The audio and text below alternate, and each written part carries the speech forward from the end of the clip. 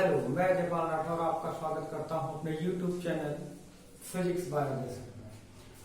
Previous lecture में हमने क्या करा था, इलेक्ट्रोस्टैटिक्स स्टार्ट करी थी। इलेक्ट्रोस्टैटिक्स में जो हमने स्टार्ट करा था वो इलेक्ट्रोस्टैटिक्स के बारे में इलेक्ट्रोस्टैटिक्स टर्म को क्लियर करा था और यहाँ पर आपका चार्जेस डिफाइन करा था और प्रॉपर्टीज ऑफ चार्जेस में हम पहली प्रॉपर्टी डिस्कस कर चुके थे, जिसके कि यहाँ पर आपके 4 क्वेश्चन भी डिस्कस हो चुके थे उसके ऊपर।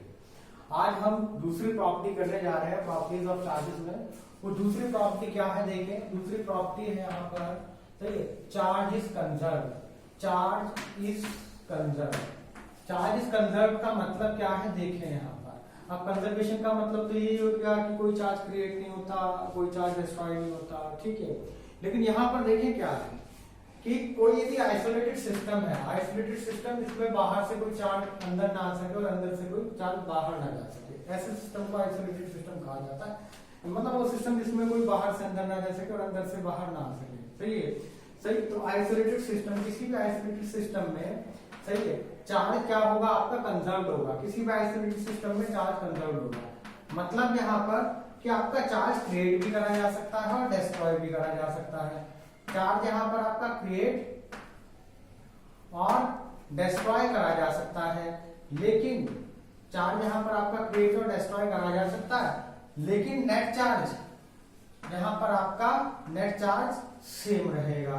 नेट चार्ज सेम रहेगा। जैसे फॉर एग्जांपल, क्या मतलब इसका, मैंने कहा किसी भी आइसोलेटेड सिस्टम में चार्ज कंजर्व रहेगा और नेट चार्ज क्रिएट और डिस्ट्रॉय करा जा सकता है यहाँ पर आपका, सही है। और सॉरी, चार्ज क्रिएट और डिस्ट्रॉय करा जा सकता है, लेकिन नेट चार्ज क्या रहेगा, सेम रहेगा।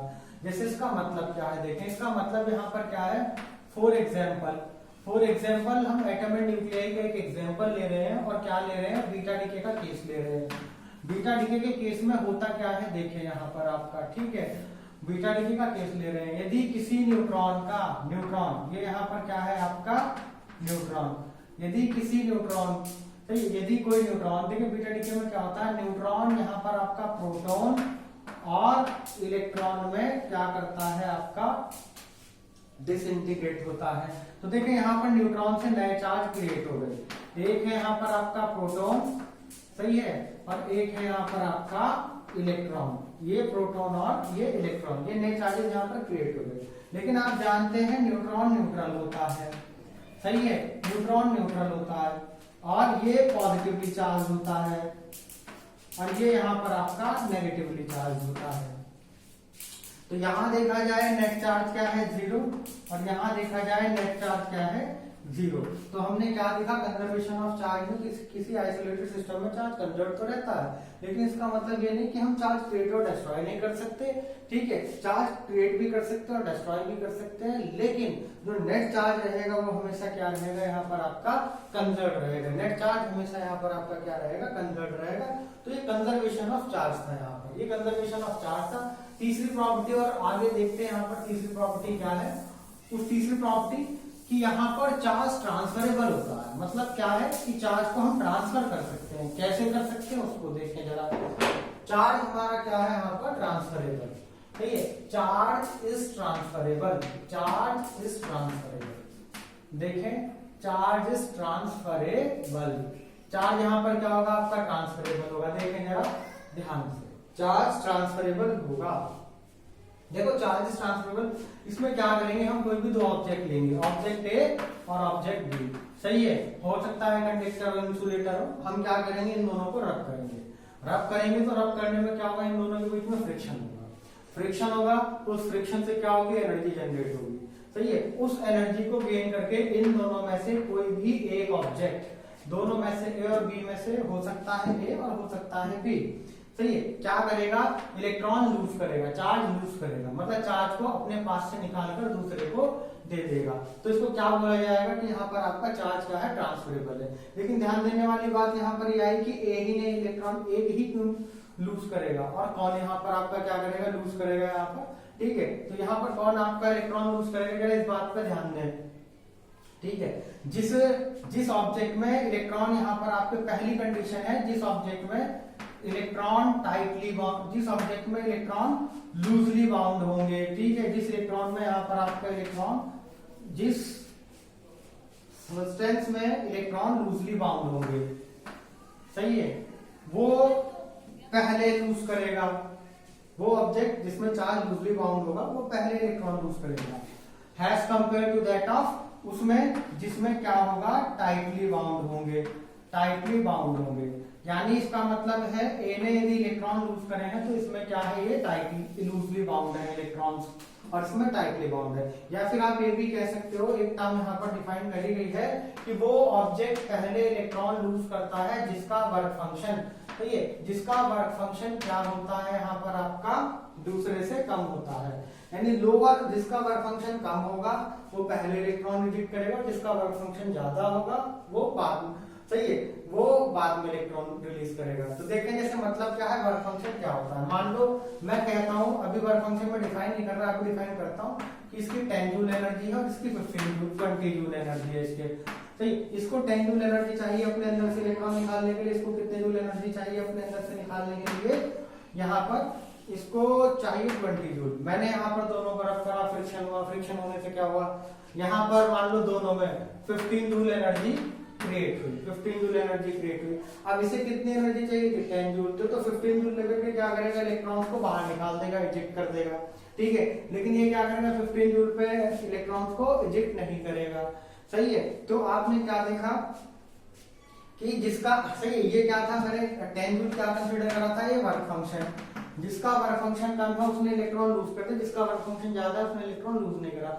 इसका मतलब क्या है, ठीक है, कि वर्क फंक्शन क्या होता है कि जब मिनिमम अमाउंट ऑफ किसी भी सब्सटेंस को कम से कम मिनिमम वो एनर्जी मिल जाए जिस एनर्जी को गेन करके वो अपने सरफेस से क्या रिलीज कर सकता है, इलेक्ट्रॉन रिलीज कर सकता है, उसे क्या कहा जाता है, वर्क फंक्शन। यानी वर्क फंक्शन क्या है, minimum amount of energy required to release electron from their surface, from the surface of material, that is known as their work function। अब जैसा कि आप जानते हो जो इलेक्ट्रॉन लूज करेगा उसके पास इलेक्ट्रॉन की डेफिशिएंसी हो जाएगी, बट प्रोटॉन उसके न्यूक्लियस में एक्सेस में रहेंगे, तो जिसके कारण इस पे क्या आ जाएगा, पॉजिटिव चार्ज। यूजर पे पॉजिटिव चार्ज और जो गेन करेगा उस पे क्या आ जाएगा, नेगेटिव चार्ज। एक चीज का और ध्यान दें, यहाँ पर मास पे भी फर्क पड़ जाएगा। क्या, जो इलेक्ट्रॉन लूज करेगा उसका मास डिक्रीज हो जाएगा और जो इलेक्ट्रॉन गेन करेगा उसका मास इंक्रीज होगा, सही, बहुत ही मामूली सा इंक्रीज होगा, लेकिन इंक्रीज और डिक्रीज दोनों में होगा यहाँ पर। तो यहाँ पर थर्ड प्रॉपर्टी थी कि चार्ज यहाँ पर कैसा है आपका, ट्रांसफरेबल है। Now after that the next property, and what is this next property here, देखें तो नेक्स्ट प्रॉपर्टी क्या है उस पर हम थोड़ा सा ध्यान देते हैं, क्वांटाइजेशन ऑफ चार्ज। इसके बाद हमने क्या देखा, देखो हमने देखा कि यहाँ पर जो हमारा चार्ज पार्टिकल है वो चार्ज पार्टिकल क्या है, ट्रांसफरेबल। और यदि चार्ज पार्टिकल यहाँ पर आपका ट्रांसफरेबल है, ठीक है, चार्ज पार्टिकल ट्रांसफरेबल है, तो यानी चार्ज कितने अमाउंट में ट्रांसफर हुआ, 1 2 3 4 5 10 1.5 2.5। जब इस बात पर यहाँ पर क्या करा गया, थोड़ा ध्यान दिया गया, तो वहां से कॉन्सेप्ट निकल कर आया, जिस कॉन्सेप्ट को क्या नाम दिया, charge is quantized. Charge is quantized. Charge क्या होगा यहाँ पर आपका, क्वांटाइज्ड होगा। चार्ज यहाँ पर आपका क्वांटाइज्ड होगा, चार्ज इज क्वांटाइज्ड। यहाँ पर चार्ज आपका क्या होगा, क्वांटाइज्ड होगा, ठीक है। तो क्वांटाइजेशन ऑफ चार्ज का मतलब क्या है, let us consider there are two objects A and B, this loses 10 electron, सही है, एंड दे गेन्स 10 इलेक्ट्रॉन।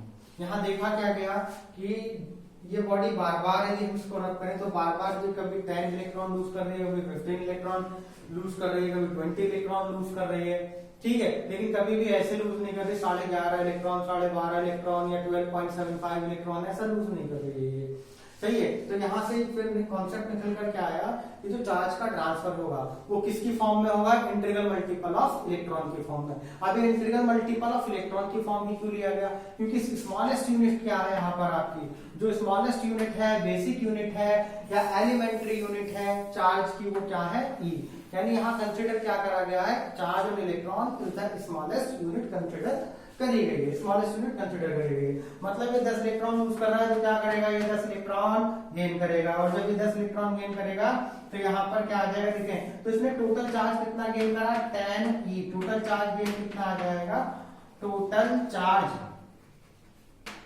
सही है। टोटल चार्ज गेन देखिए मैं यहां लिखता हूं,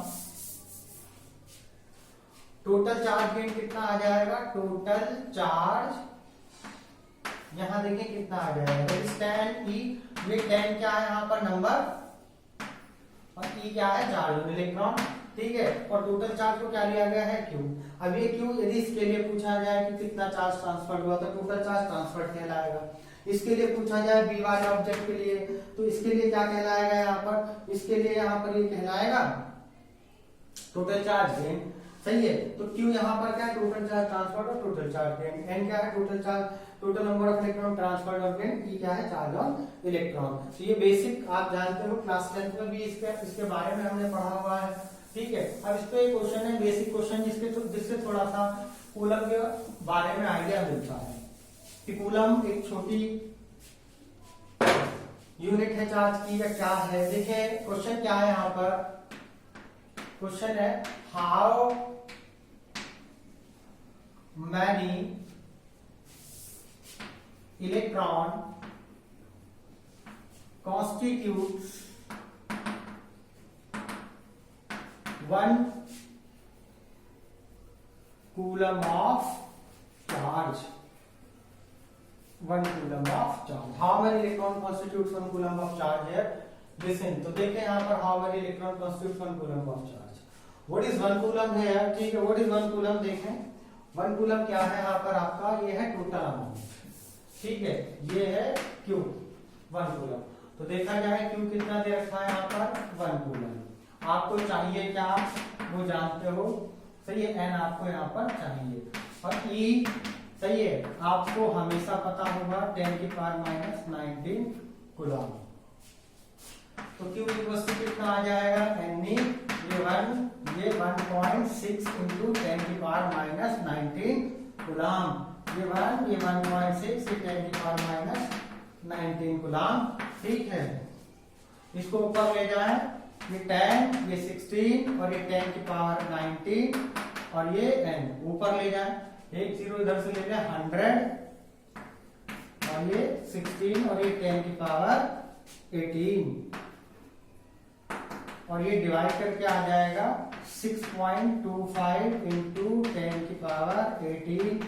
अब देखिए मैंने क्या कहा था, वहां देखा क्या गया था क्वांटाइजेशन में कि इलेक्ट्रॉन इंटीग्रल मल्टीपल की फॉर्म में ट्रांसफर होगा, वो फ्रैक्शन में ट्रांसफर नहीं होगा। This value 6.25 is fractional value individually, but 6.25 into 10 power 18 is not a fractional value. यदि आप इसको लिखें तो देखें क्या है, तो ये हो जाएगा 10 की पावर 16, ये 10 की पावर 16 हो जाएगा। यहाँ पर मैं लिखता हूँ, ठीक है, ये इधर लिखता हूँ 625 into 10 की पावर 16। ये इतने नंबर ऑफ इलेक्ट्रॉन्स मिलकर के क्या बनाएंगे, एक कूलम चार्ज बनाएंगे। 1 कूलम चार्ज इतने नंबर ऑफ इलेक्ट्रॉन्स मिलकर यहाँ पर बनाएंगे, ठीक है। उसके बाद एक छोटी सी प्रॉपर्टी है, charge is additive in nature, मतलब चार्ज को जोड़ा जा सकता है। और चार्ज को कैसे जोड़ा जा सकता है वो देखें थोड़ा ध्यान से। तो चार्ज इज ए बेसिक था numerical, charge is additive in nature देखा जाए। Next property that is charge is additive in nature, charge is additive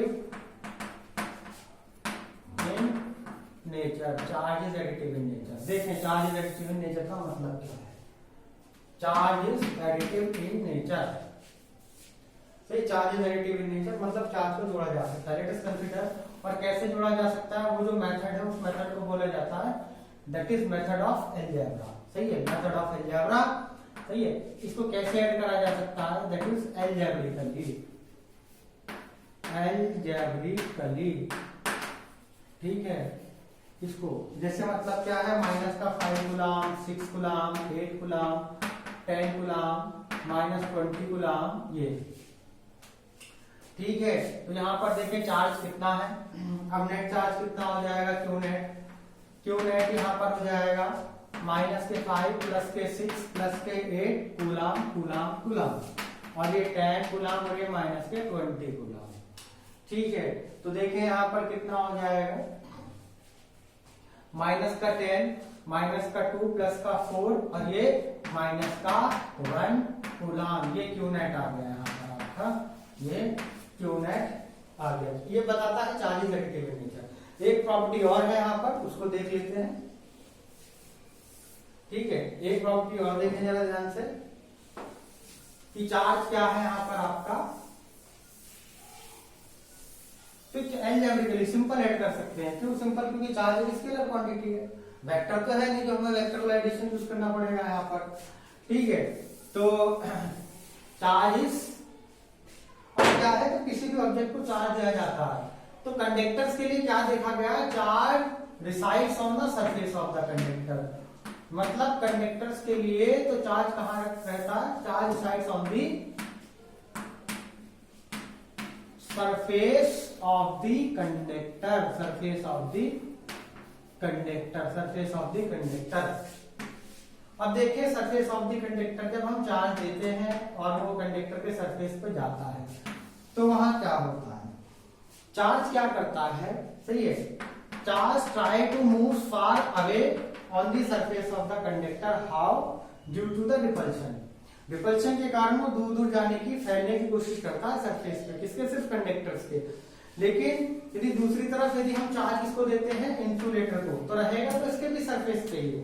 लेकिन ये जहां देंगे ये वहीं पर रहेगा, यानी जिस जगह आपने चार्ज को यहाँ पर दिया है, the charge remains at the same place, they do not move on the surface of the insulators. यही कारण था कि हमने वहां पर जो स्केल का एक्सपेरिमेंट करा था कि जब उसको हेयर से रब कर रहे थे तो प्लास्टिक का स्केल यूज करा था, मेटलिक स्केल यूज नहीं करा था।